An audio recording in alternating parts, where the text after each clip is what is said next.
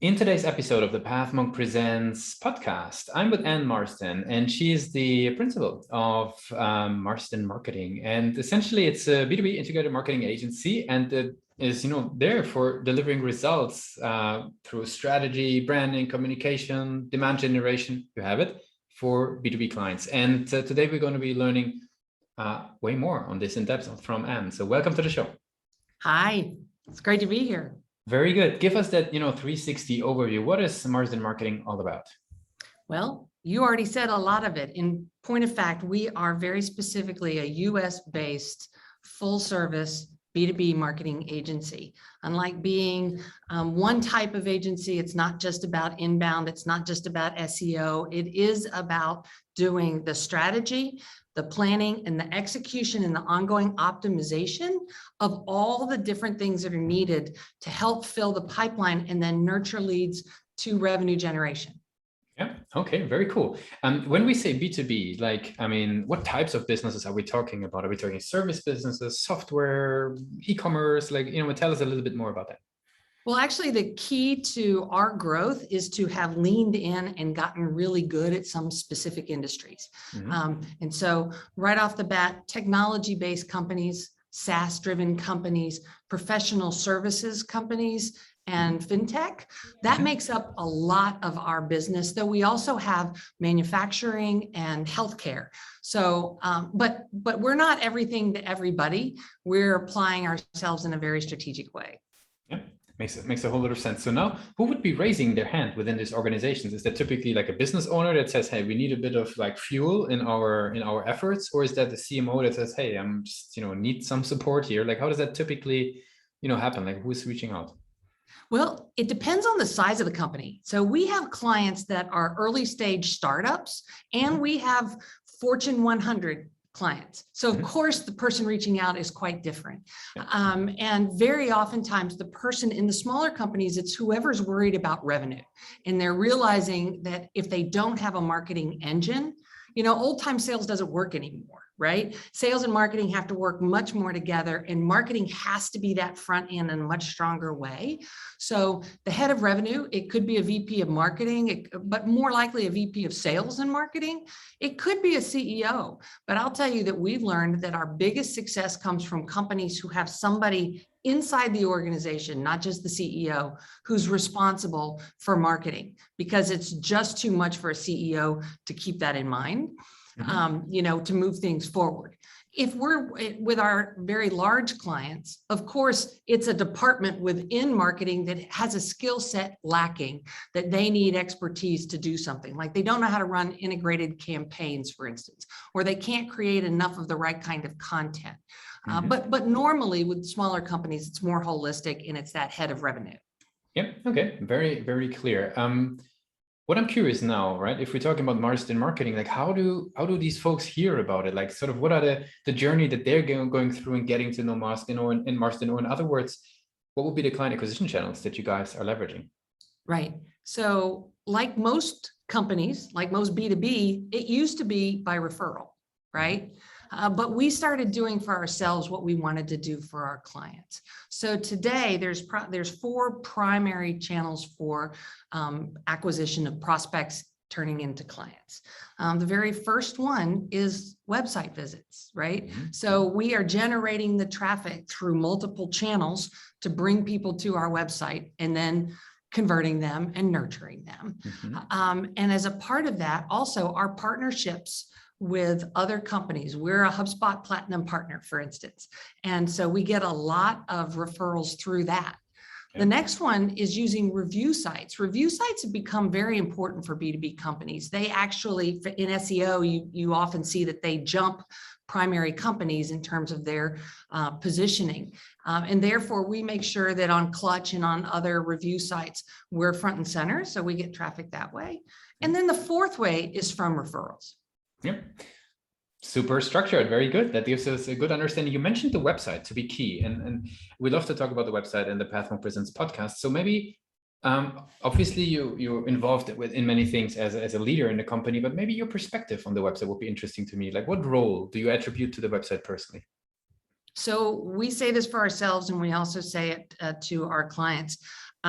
particularly because of the size of businesses and the industries that we're in.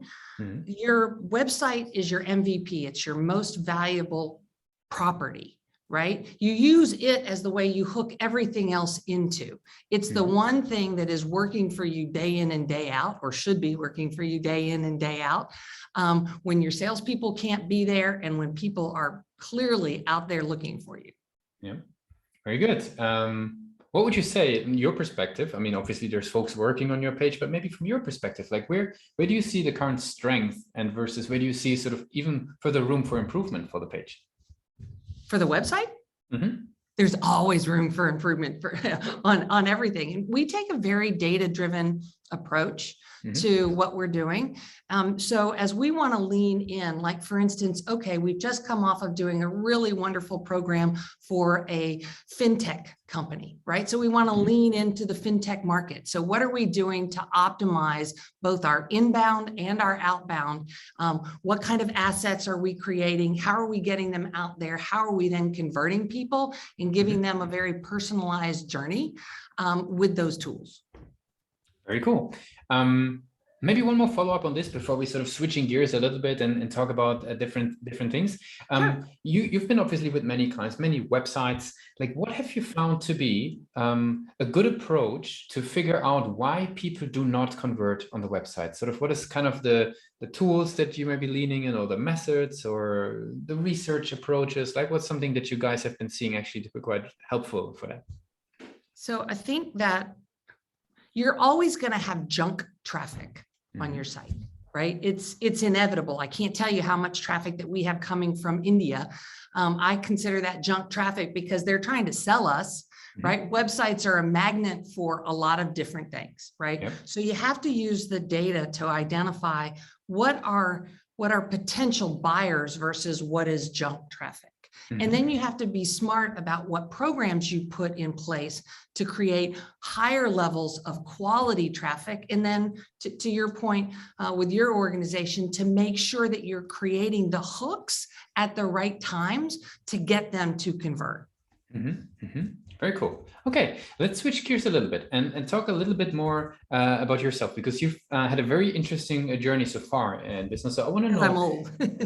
No, I'd say there has been very interesting roles you've been a VP, co-founder of just not the first organization even yet.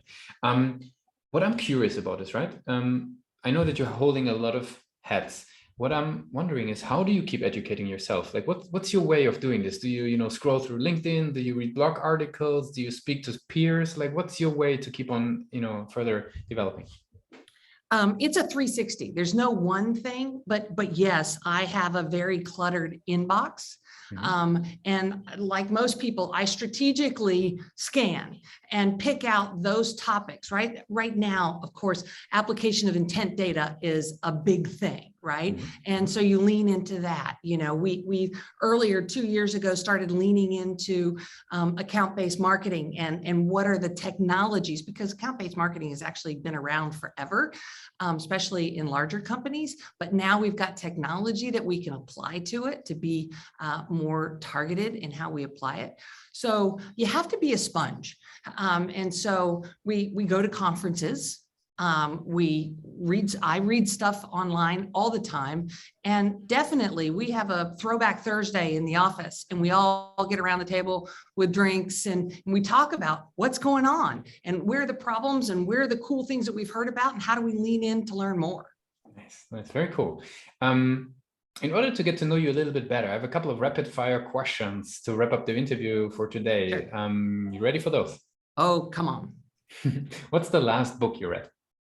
The last book I read was, well, it must have been a beach book because I can't even remember it. Very good.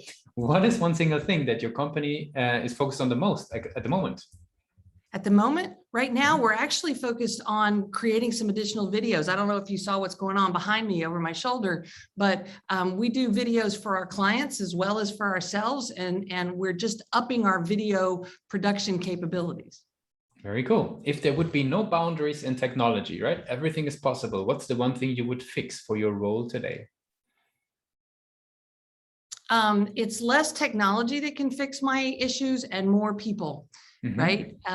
The best people are what makes the best organization. So we are always looking for great people. And right now I need a really great assistant so that I spend less time doing things that I'm not so good at and more time spending, on things I'm good at.